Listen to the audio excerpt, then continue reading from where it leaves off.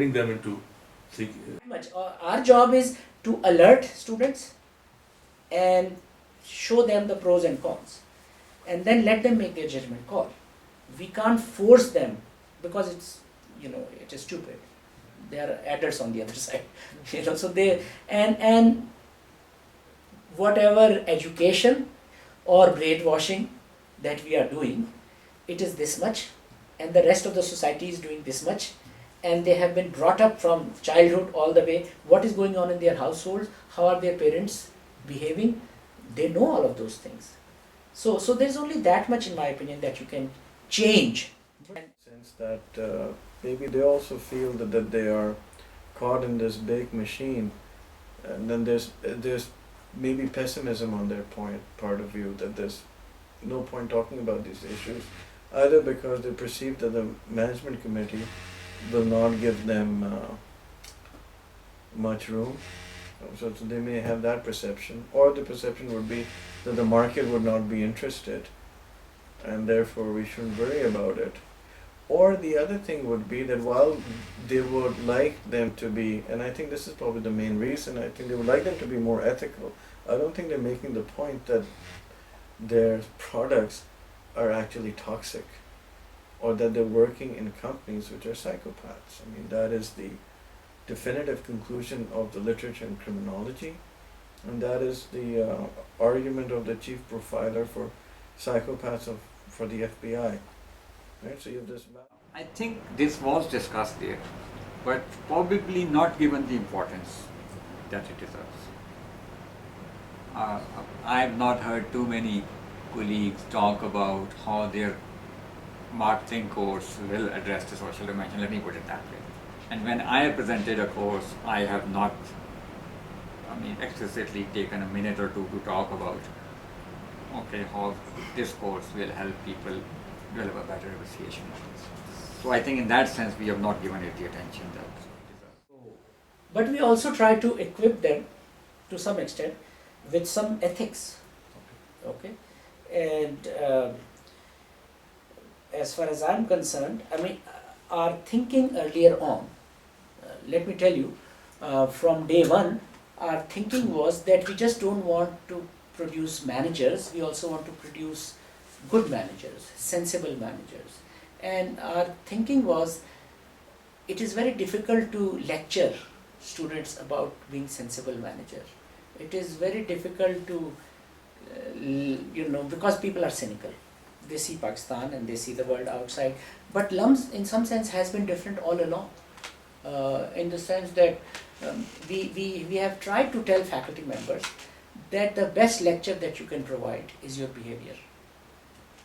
So if you deliver things on time, if you do things on time, if you behave with students in a professional manner, if you don't try to make money out of them, if you don't try to do all kinds of hanky-panky, which happens in a lot of other places.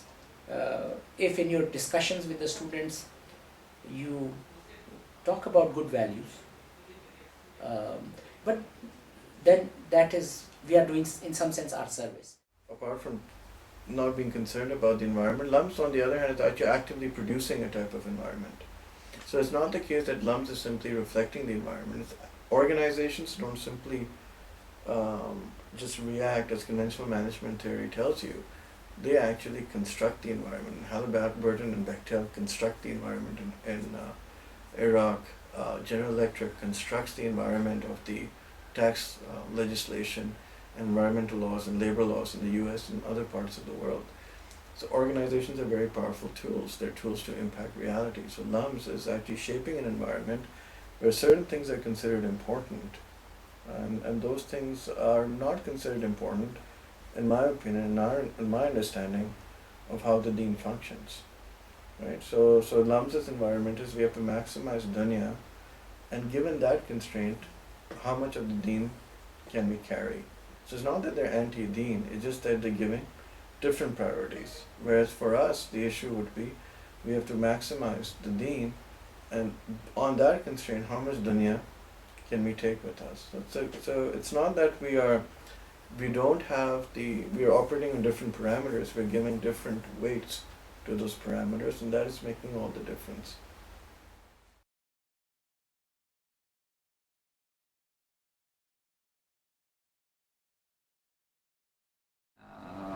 And maybe this is a starting point.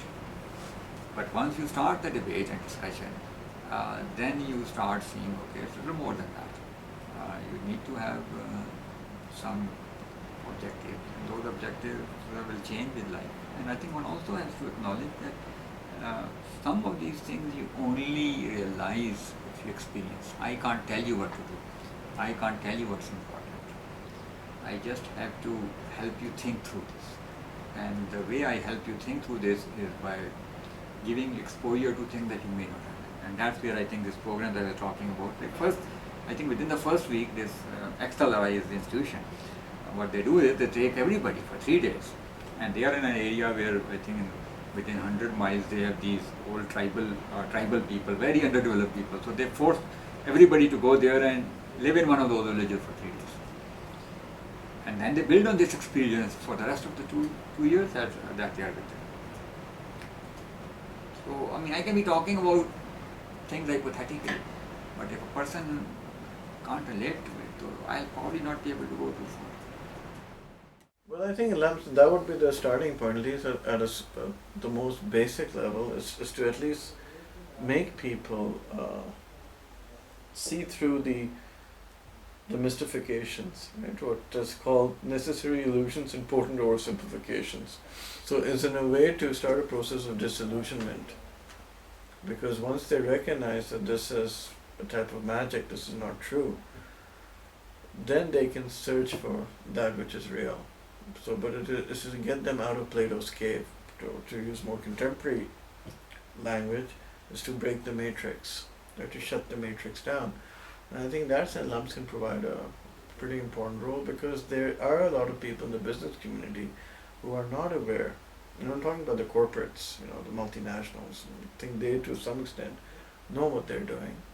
And at a micro level, they're doing wonderful things. They're giving you, you know, products which work, but at a more global level, the kind of policies they're instituting and the kind of priorities they're establishing are detrimental to well-being of society and the ecology. But there are a lot of non-corporates, businessmen out there who would be aghast if they actually knew the horror that is being unleashed from their actions that they do not reflect upon. And I think what we need to do is to tap into that latent spirituality that's there in us and in them, and to strengthen that to the point that it begins to motor them to take constructive action. Right? Because as Imam Ghazali said, and you are well, that knowledge is like swords, but if you do not deploy those swords are of no use to you. But the point is that knowledge is crucial for correct action. So if you fast, which is a worthy act, on the day of Eid, that is a haram act, even though the act itself is virtuous. So again, it's the issue of adab. You got to take fasting, you got to put it in its proper place. You got to take eating, you got to put it in its proper place. So then LUMS would have to basically send out a very strong signal, and to get in touch. Remember, it's a collective effort. So it's to get in touch with the business community that's interested in creating this alternative future, and strengthening them by collaborating with them. And as they get strengthened, I'm sure the public will respond to their call. The multinationals themselves will adopt. So for example, I'm not an expert over in corporate, social responsibility. My colleagues over here will have to guide me through the best practices, through the leaders, established leaders, global leaders in the program, or through the market dimension. And once the case is made, I will be more than happy to follow up on their recommendations. I think what I would do is maybe talk more about it, because all we're doing is talking. Our 99% of the talk is toward business side. If you were to say, okay, 99, let's drop it to 80% business, and 20 will say, look, there are other issues, the other things that also matter in life. And so that would be a way of bringing change. And it's a repetition. You have to support structures. I mean, how did they achieve saying that you're not going to cheat on the exams? I mean, we didn't beat people into it. We just talked to them. Look, because within all ourselves, there is a decent human being sitting there and saying, yeah, that's right. Why should I cheat? I mean, what's forcing me to cheat? So I won't cheat. And it just takes a moment to turn around. You say, okay, I was cheating yesterday, but from today on, I won't. End of the story. But it can happen very overnight or quickly also. But it has to be, क्या कहते हैं ना, circular aina. You have to mirror. You have to keep cleaning it for it to. That has to be done. Keep on doing it, repeating it. First thing that I would like to see, if you guys are really student body, when I say you guys, my apologies, I'm in the student body. If the student body is really serious about social responsibility as a theme for them, I would like your student body to be active about that. Show me the evidence that you are socially responsible. We conducted a survey of current MBA students at the SDSB. 9 out of 10 students surveyed believe that the ethical and social consequences of managerial decisions should be discussed in the classroom. 3 out of 4 students believe the current coverage of these issues is inadequate. The important thing is for people to experience this space of freedom.